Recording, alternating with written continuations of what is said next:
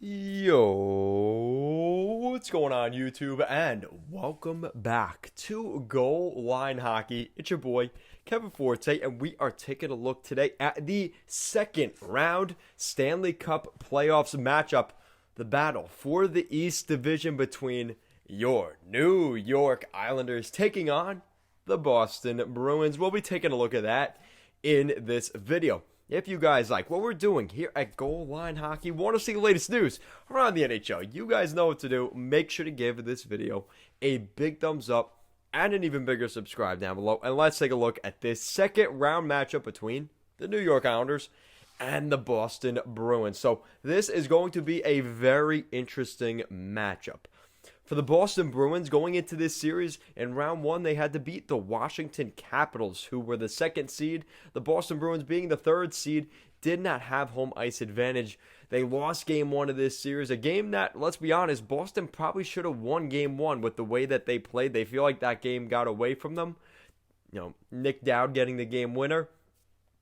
But ever since then, the Boston Bruins found a way to get victories from guys like Taylor Hall contributing, Patrice Bergeron, David Krejci, Pasternak, DeBrusk, and of course, in between the pipes, Tuukka Rask. And they were able to beat the Washington Capitals in 5 games. Pretty convincing fashion. 4 wins in a row for the Bees, and they go into that series hot, taking on the New York Islanders, who the New York Islanders have had a pretty nice run for themselves in the first round, knocking out the number 1 seed in the East Division, the Pittsburgh Penguins, Sidney Crosby, Evgeny Malkin, and the like in Pittsburgh. The Islanders started off that series on a good note in Pittsburgh, getting the victory on the road. They would drop the next 2 games, games 2 and 3, with Semyon Varlamov in net, mind you.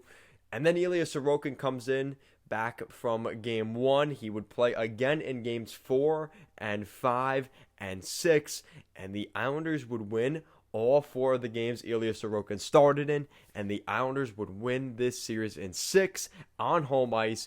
Huge for the New York Islanders. Now, there's a lot to go into in this series. Both these teams, in particular, their power play is really solid. Both these teams' power plays is toward the top of the entire NHL so far this offseason. The Boston Bruins have the 5th best power play in the league at 26.3%, and the Islanders are not far behind at only 8th in the league with an 18.8% in the power play department. So it's definitely not great, but it's 8th in the league, not too far from Boston. Now, penalty kill definitely favors the Bruins, which is kind of interesting. Usually the Islanders pride themselves on their defensive abilities and their penalty killing. Boston is 4th in the entire in the entire playoffs this year, 85.7% on the penalty kill. So again, give some credit where it's due there. And goaltending is probably the most interesting matchup. For the Boston Bruins, you have Tuukka Rask, who has had an unreal season for the Bruins. And here in the postseason, he has a goals against average of a 1.81. His save percentage, a 941 save percentage in 5 games for the Bees this offseason. He has been very nice this postseason for the Bruins, and they expect more of that moving forward. He did look a little bit shaky in game 1, but other than that, you have to give credit where it's due to Tuukka Rask. Now, on the other side, for the New York Islanders, Russian white whale Ilya Sorokin has been unreal for the Islanders. And let's be honest, he's been the difference maker, and especially in that first round matchup against Pittsburgh. If it weren't for Sorokin, the Islanders may not be here right now. Sorokin, in his 4 starts, he has 4 wins.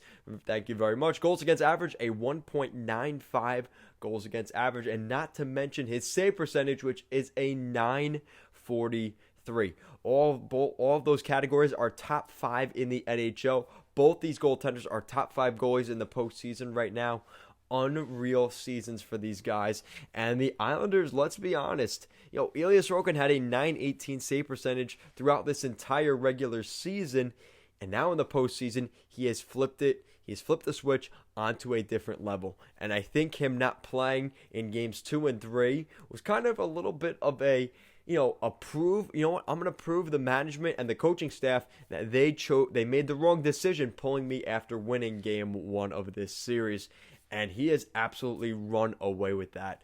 And this is going to be a great series. I mean, you look at the two teams, you want to look at the top point producers. I mean, the Islanders are right up there. I mean, Anthony Beauvillier, Jean-Gabriel Pageau each have 7 points for the New York Islanders. That's 8th best in the league. Brock Nelson, Josh Bailey. Okay, let's just put this into perspective. So the top guys are a bunch of Tampa Bay players, no surprise. Then you have Beauvillier, Pageau, Brock Nelson, and Josh Bailey before you get to the Boston Bruins top point producer, which is David Pastrnak, who is tied with Nelson and Bailey for 6 points, which is 12th best in the league. So before you get to the Bruins top point producer this postseason in Pastrnak, there are 4 New York Islanders that have more points than David Pastrnak so far this offseason. And they have they have played one more game than Pasta, but still, that does account for something, but take it with a grain of salt. And then after that, you don't see another Bruins player even in the top 20. That's how far back that depth goes. But again, it's more of a depth team, and they don't give up goals. That's what the Bruins are known for. Expect a very hard-fought, gritty, low-scoring series. A little bit of a snooze fest, I would expect, between the Islanders and the Bruins. Two very defensive-minded teams that are very aggressive, and they score on their opportunities. They may only get 3, 4, maybe 5 opportunities per game, but they take advantage of those opportunities and make the most of them. I think that's what we're going to see in this series. Two great teams that really, let's be honest, shouldn't go out in the second round. If we're going to be completely honest, this is the best of the East right now. You have the Islanders and the Bruins. And believe it or not, the two more defensive-minded teams, just so figures, are going. One of them will be moving on to the Final Four of the entire NHL postseason. So, what are my predictions? Guys, it's hard to bet against my New York Islanders. I do like the Bruins in the matchup department of this series, but I cannot bet against the Islanders. I bet against the Islanders back in the 2019 Stanley Cup playoffs, and the Islanders swept the Pittsburgh Penguins. And going into this past playoffs and going into this year's playoffs, I said, it's hard. I cannot bet against the Islanders. And a lot of you mentioned, or some of you mentioned, oh, well, how do you bet against, Sidney Crosby? Well, you know what? I bet on Sidney Crosby in 2019, and he gave me a huge middle finger, and the Islanders swept him and his hockey team. So I'm going with the Islanders winning this series. I think the Islanders can win this series in 7 games. Now, the thing is, the Islanders have to have home ice advantage, which I'm not sure exactly how that works. But if the Islanders have home ice, which I think they do, no, I guess not. I can't tell whether the Islanders have home ice advantage or not. If the Islanders have home ice advantage, they win this in 6. If the Boston Bruins take this to 7 games, I'm going Boston in 7. We've seen what they've done to the Leafs in 7 games. They are not a team you want to play 7-game series with, especially in Boston.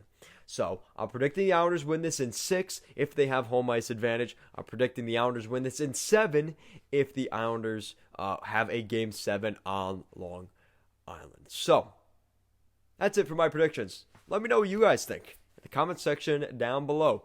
Who will win this series and in how many games?